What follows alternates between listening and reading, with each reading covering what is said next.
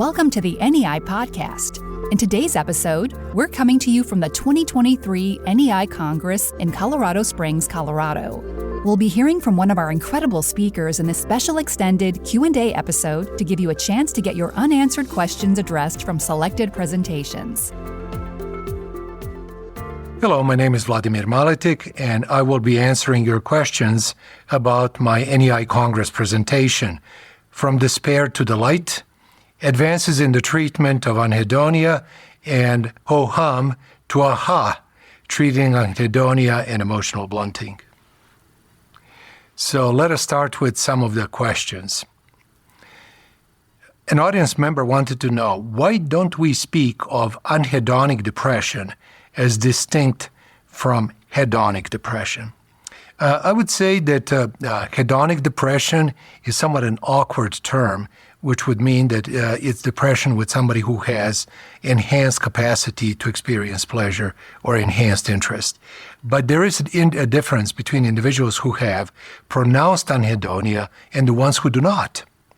So what may be some of these distinctions? If there is pronounced anhedonia, it would also suggest that these individuals will have extended depressive episodes. It will take a longer time for them to respond to antidepressant agents. They will have enhanced risk of suicidality. They will have enhanced functional impairment. And they will have,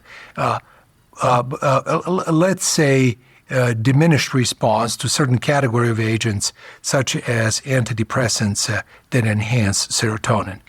So there's definitely some qualities of anhedonia that require specific treatment direction. The other thing to keep in mind is that if anhedonia is present, it is highly associated with psychomotor retardation. It is highly associated with cognitive impairments. So definitely a particular treatment challenge in our patients suffering from a major depressive disorder. Thinking about kappa-opioid receptor antagonism, was bupropion and naltrexone combination considered for anhedonia? I would say considered, yes. I would say there are case reports. I would also say that there have been some safety issues related to naltrexone. But there was a combination that was actually studied in phase 3 that included buprenorphine and another kappa antagonist, samidorphan. It did have some positive studies in phase 3. Unfortunately, it was not approved by FDA. How does ECT work to resolve severely anhedonic melancholic depression? So ECT does clearly have efficacy. It does lift melancholic depression relatively quickly. The postulated mechanisms would have to do with increased top-down regulation of emotion, would have to do with increasing glutamatergic and catecholamine transmission as a consequence, therefore helping alleviate anhedonia. Is the fear of increasing anxiety with bupropion overemphasized when treating concurrent anhedonia and anxiety? There's some very interesting evidence. Intuitively, many clinicians believe that bupropion, because it may enhance norepinephrine and dopamine, may be associated with increase in anxiety and increase in irritability in our depressed patients. Meta-analyses have actually not captured this phenomenon.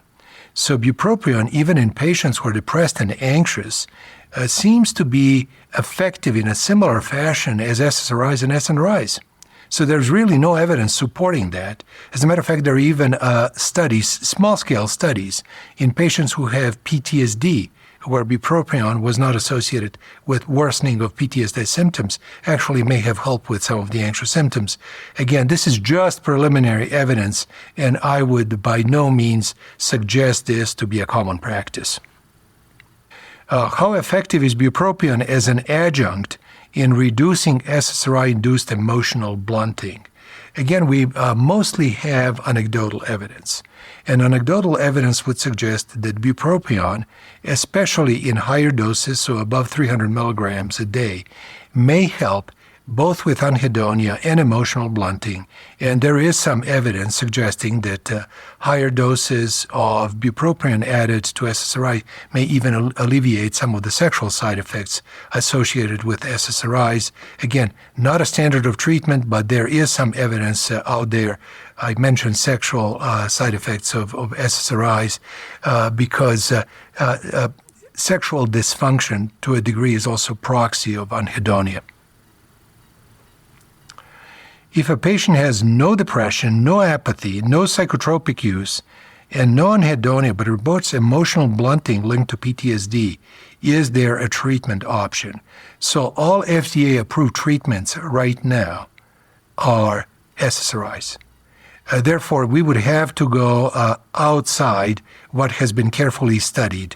I'm not in principle against using medicines that are off-label for particular diagnostic category. However, in these circumstances, we really lack not only evidence of efficacy, but also evidence of safety. There are some new treatments.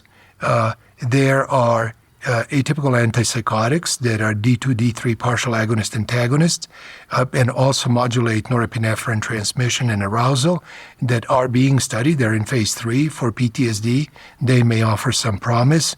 MDMA, which is a psychedelic medication, also has completed studies in PTSD and may soon be available. So there may be some options, but currently FDA-approved agents are all serotonergic agents. So should we avoid SSRIs in patients with anhedonia? I would say that SSRIs are definitely a mixed blessing. For a very simple reason. SSRIs will help with some manifestations of major depressive disorder. So SSRIs will help with irritability, will help with anxiety, will help with depressed mood, but they tend to blunt emotions, and therefore they will blunt reward signaling, which may also already be compromised in many patients who have major depressive disorder. Therefore, they're really a mixed bag. But I would say that there is medicine that modulates serotonin transmission that may be a consideration in the United States, and another one that is a consideration outside borders of our country.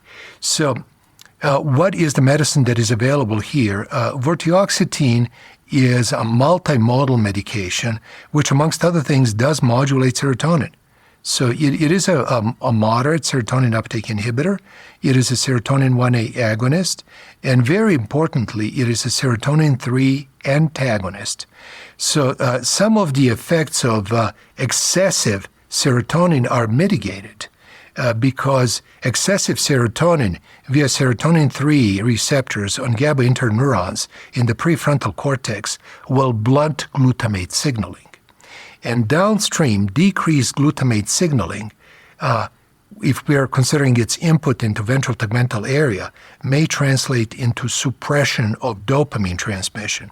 However, if we block serotonin 3 receptors, which this medication does, we will enhance glutamate output, and there is preclinical evidence it will be associated with increased dopamine signaling, increased acetylcholine signaling, and increased histamine signaling. So potentially more alertness, potentially improvement in cognition. It's actually part of the package insert that improves performance on digit symbol substitution test, which does reflect mental fluency or processing speed, if you will.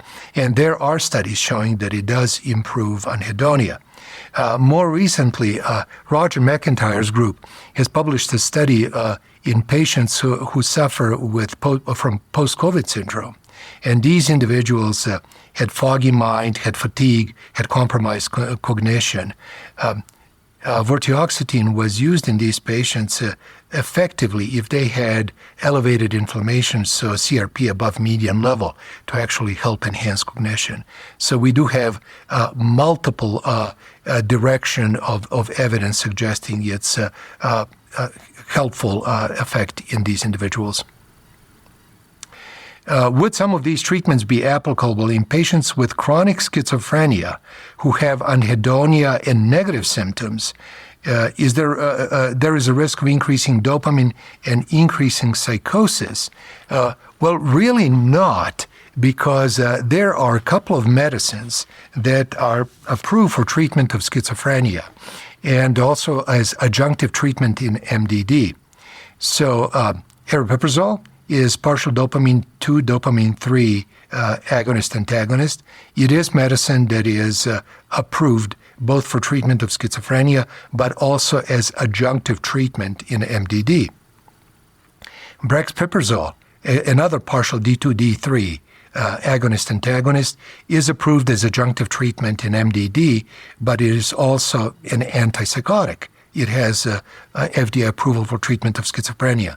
And lastly, cariprazine, which is a D2, D3 partial agonist-antagonist, is also approved as adjunctive treatment in MDD and treatment for schizophrenia. Cariprazine actually has pretty good evidence, albeit in post-hoc analysis, that may ameliorate anhedonia in depressed patients. Well, this is all the time that we have. Again, thank you very much for your questions, and I hope that my answers will be useful in your practice. Thank you. Thank you for joining us for another episode of the NEI podcast. Please let us know what you'd like to hear more about by leaving a review. Don't miss another episode. Subscribe today. For more information about NEI and our premier educational content, please visit NEIglobal.com.